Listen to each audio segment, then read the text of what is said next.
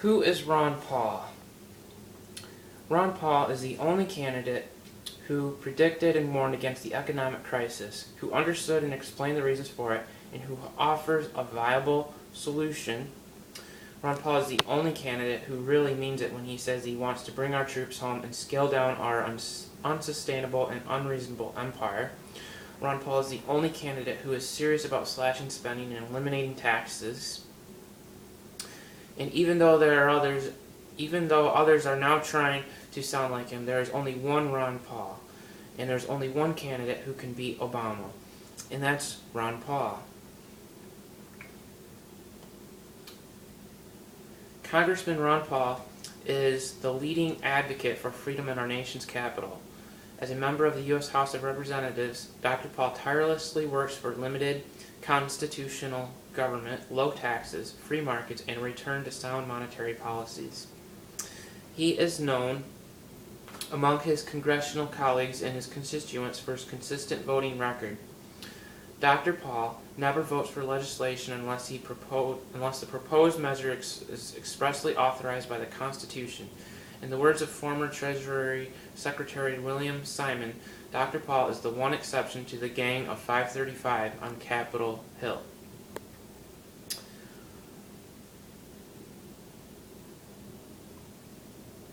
Ron Paul was born and raised in Pittsburgh, Pennsylvania. He graduated from Gettysburg College and the Duke University School of Medicine before proudly serving as a flight surgeon in the U.S. Air Force during the 1960s. He and his wife Carol moved to Texas in 1968, where he began his medical practice in Brazoria County.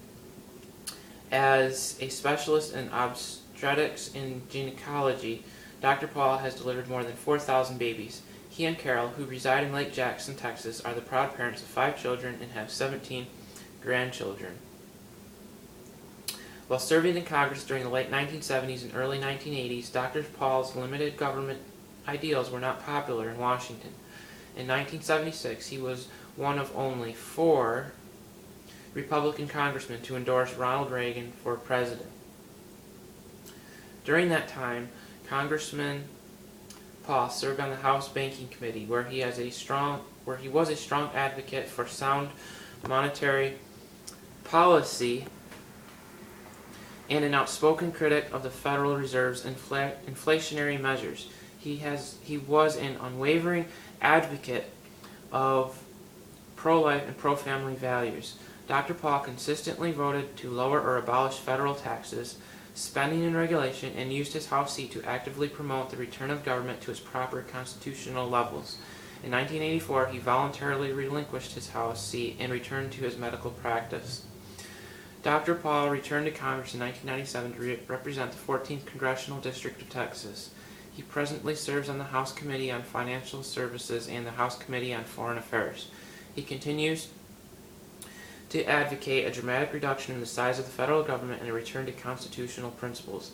Congressman Paul's consistent voting record prompted one of his congressional colleagues to say, "Ron Paul personifies the Founding Fathers' ideal of the citizen statesman.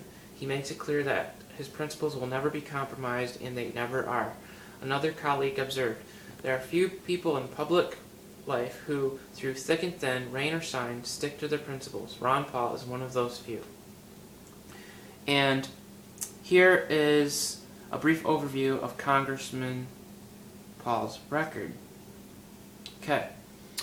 He has never voted to raise taxes. He has never voted for an unbalanced budget. He has never voted for a federal restriction on gun ownership. He has never voted to raise congressional pay. He has never taken a government-paid junket. He has never voted to increase the power of the executive branch. He voted against the Patriot Act. He voted against regulating the internet.